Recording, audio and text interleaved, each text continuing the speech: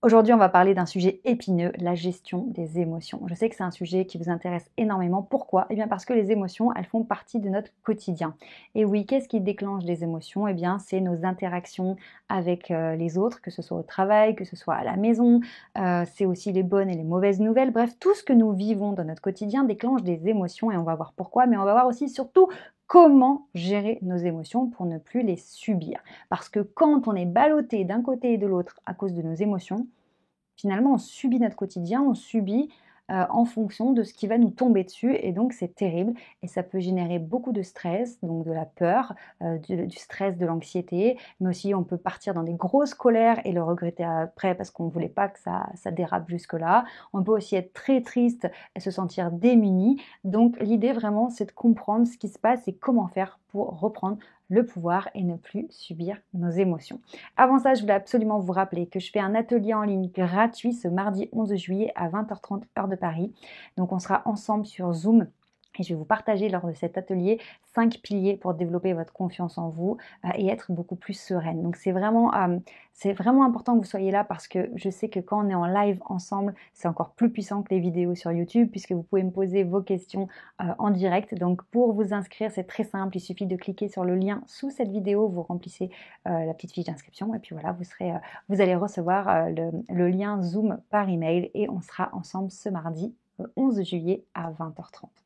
Donc, le problème en fait avec ces émotions, c'est pas les émotions en tant que telles, parce que nos émotions, déjà quand c'est de la joie, on va pas dire que c'est un problème, d'accord? Ça n'a jamais été un problème d'être heureuse, de se sentir bien. Quand on a de l'émotion, de la joie, et ben c'est génial. Le problème, c'est quand ce sont des émotions inconfortables. On peut dire qu'elles sont négatives parce que elles sont difficiles à vivre et parfois elles peuvent vraiment prendre le dessus. Alors, ce qu'il faut comprendre, c'est que une émotion, au départ, elle n'est pas là pour nous embêter, elle est là pour nous guider, pour nous expliquer, pour nous montrer ce qui se passe dans notre environnement et que le corps soit sûr en fait qu'on ne rate pas l'information. Le problème, c'est que on a parfois, et je le vois souvent avec les personnes que j'accompagne dans mon académie, hein, la STER Academy, le problème, c'est que souvent, en fait, on ne comprend pas ces émotions et elles sont souvent très très fortes. Et ça fait un espèce de mélange entre les émotions qu'on ressent, les pensées qui vont tourner en boucle. Et donc, on peut se retrouver dans des situations où on se sent très très mal. Alors, ça ressemble à quoi? Par exemple, le matin, on se lève et puis on se sent déjà crispé, oppressé, on va avoir toute une ribambelle de pensées désagréables, négatives, d'anxiété qui arrivent. On va peut-être se refaire le film de la veille, de l'avant-veille, on va avoir ce qu'on appelle des ruminations. Donc en fait, c'est tout ce truc émotionnel qui nous brasse et qui nous empêche de profiter. Et le truc qui est encore plus vicieux, je trouve, on en parle très très peu, c'est que souvent on parle du stress quand on va aller au boulot, etc. La peur de prendre la parole en public, où on va parler des conflits, des relations toxiques, etc. Mais il y a quelque chose que je relève très souvent et qui est terrible pour moi, c'est que toutes ces émotions qu'on ne comprend pas et qui sont là et qui nous dominent, eh bien, elles nous empêchent de profiter des moments les plus importants de notre vie, que ce soit par exemple lorsqu'on est en famille, lorsqu'on est en vacances. Eh bien, je sais qu'il y a beaucoup de personnes, beaucoup d'entre vous qui, même en vacances, elles ne sont plus au boulot, elles sont en vacances, elles ne sont pas bien. Elles ne sont pas bien parce que voilà, il y a toujours quelque chose, il y a toujours un fond d'anxiété, on sait qu'on va retourner au boulot, ou même si on n'y est plus, même si on change de boulot, on ne sait pas ce qui va arriver derrière, donc on n'est pas bien, on n'est pas bien. Et parfois même, on pourrait se dire, il n'y a pas de raison d'être pas bien, on n'est pas bien. Et finalement, à force de réfléchir à tout ça, on se dit, ok, on veut réussir notre vie, on veut accomplir plein de choses, mais pourquoi? Eh bien, c'est dans l'objectif de se sentir bien.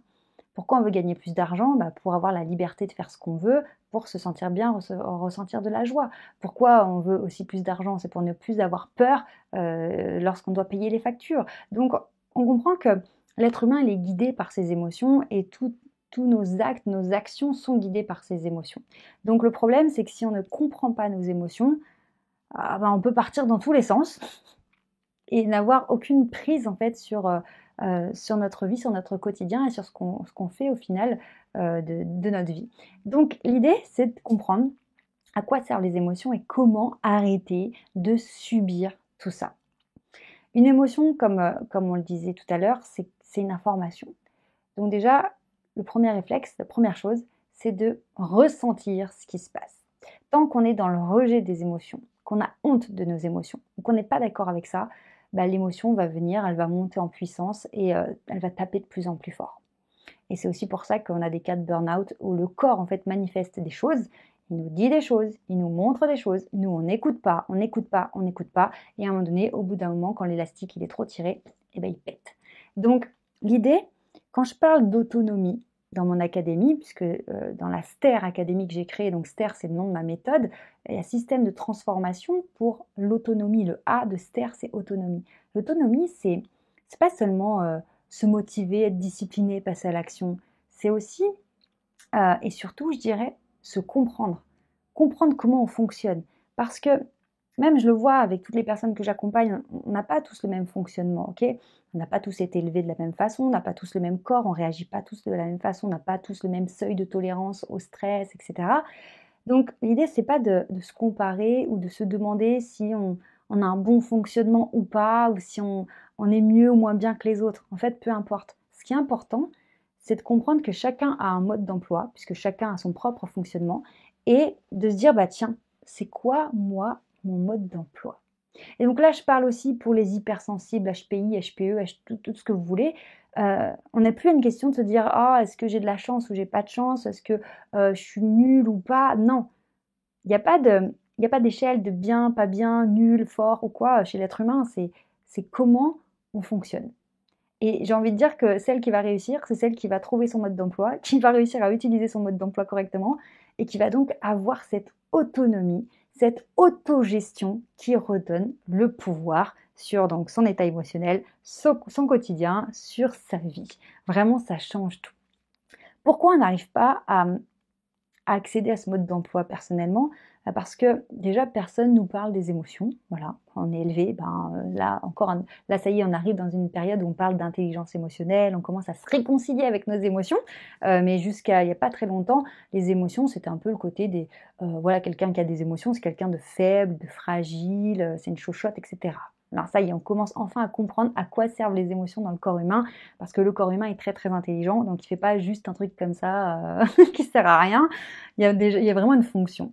Donc l'idée c'est de se dire ok, dans certaines situations, je ressens une émotion de manière disproportionnée, mais vraiment très très fort. Alors ça peut être par exemple quand on prend la parole, en réunion, présentation cliente, peut-être qu'on a un très très très gros stress, donc le stress à la base c'est l'émotion de peur, donc peut-être qu'on a une très grosse peur qui nous fait perdre nos moyens, qui nous empêche de réfléchir, on n'a plus du tout d'idées, on n'est plus du tout pertinente, on se sent démuni parce que cette émotion est beaucoup trop forte par rapport à la situation vécue. Peut-être que l'émotion ressentie disproportionnée, ce sera de la colère. De la colère quand un collègue fait une réflexion, une remarque, ou à la maison avec le conjoint, ça part en conflit, alors que si on avait réussi à communiquer, à s'exprimer de manière un petit peu plus, on va dire, saine, eh bien ça serait pas parti comme ça dans les tours, ça n'aurait pas été explosif. Mais là, on sent bien qu'il y a une colère qui est vraiment disproportionnée. Ou alors peut-être qu'on va ressentir une espèce de frustration, de jalousie envers un membre de notre famille ou de nos amis ou même sur les réseaux sociaux, un truc qui monte. Mais vraiment, l'idée de cette vidéo, c'est de se dire, on n'est pas obligé de subir nos émotions et de se dire que c'est pas bien, qu'on est nul. Non, quand une émotion est très très forte, c'est que le corps essaye de nous dire quelque chose et que nous, on comprend rien et qu'on l'entend pas. Donc, l'idée, c'est vraiment de se dire, ok, qu'est-ce qui se passe? Qu'est-ce qui m'arrive? Pourquoi, d'un coup, je me fais kidnapper par cette émotion? Je perds le contrôle, je suis plus du tout leader de ma propre vie, c'est une catastrophe. Et donc ça a des conséquences qui sont terribles. Soit je suis plus crédible au boulot, ou je rate ce recrutement, soit c'est des conflits de dingue avec mes proches, soit je suis tout le temps en train de crier sur mes enfants alors que c'est vraiment pas ce que je veux. Bref, il y a quelque chose qui bloque. Évidemment, on ne va pas pouvoir faire tout le tour de la question des émotions en une petite vidéo de 10 minutes, puisque vous l'aurez compris, le sujet est bien plus profond. Mais c'est déjà dans cette vidéo de prendre conscience que nous ne sommes pas nos émotions en fait. On est nous, notre personne, et les émotions, c'est une manifestation d'un ressenti, d'une interprétation de l'environnement. C'est une information, mais c'est pas nous. C'est pas parce qu'on est tout le temps en colère en ce moment qu'on est la colère. On est une personne qui se met en colère en ce moment. Mais ce qu'on va chercher à comprendre, c'est pourquoi. Quel est l'élément déclencheur? C'est quoi qui appuie sur le bouton où ça nous fait partir comme ça en vrille? Et donc, après, eh bien évidemment, ce sera aller investiguer. Est-ce que c'est déjà peut-être des besoins primaires qui ne sont pas honorés, comme un gros manque de sommeil, ou une mauvaise alimentation, ou une surcharge de travail, une surcharge mentale, etc. Rien que ça, déjà, ça a un énorme impact sur les émotions. Si déjà chacune pouvait travailler sur ses besoins vitaux, c'est déjà énorme, la transformation, elle est déjà là. Ensuite, on ira chercher au niveau des valeurs, au niveau des envies, des désirs profonds. Est-ce que ce que je fais dans mon quotidien, ce que je vis dans mon quotidien, correspond à ce que je m'étais imaginé de la vie que j'aurais ou pas du tout? Est-ce que j'ai le sentiment que je ne suis pas du tout au niveau auquel j'aimerais être? Ça crée de la frustration. Est-ce que j'ai l'impression que cette personne-là ne me considère pas à ma juste valeur, me manque de respect, donc ça me met en colère? Qu'est-ce qu'il y a là-dessous? Donc, je résume de manière très simple. Première chose qu'on se met en tête, on a un mode d'emploi chacune et l'idée c'est d'aller comprendre comment on fonctionne. On arrête de se culpabiliser, de se sentir moins bien que les autres. Chacune son fonctionnement, chacune est unique et il n'y a pas de question là-dessus. Ensuite, on repère une situation où on se fait complètement dévorer par une émotion. On n'a plus du tout le pouvoir, plus le contrôle. Et malheureusement, cette très très forte émotion fait que ça a des conséquences qui sont négatives sur notre vie. Et donc, on va commencer à ouvrir ce dossier. Et ensuite, on va commencer à se poser les fameuses questions. Pourquoi? Pourquoi je ressens ça? Qu'est-ce qui déclenche ça? De quoi j'ai peur? Pourquoi? Pourquoi? Et là, on va commencer à avoir plein de réponses qui vont arriver. La suite au prochain épisode. Prenez bien soin de vous. Pensez bien à vous inscrire à l'atelier gratuit du mardi 11 juillet. Vous cliquez sur le lien sous cette vidéo. Et aussi, si vous voulez bénéficier d'un bilan personnalisé qui est offert, vous avez aussi un lien sur lequel cliquer pour vous inscrire et vous aurez un rendez-vous téléphonique gratuit avec un membre de mon équipe pour faire le point sur votre situation. Je vous dis à très bientôt.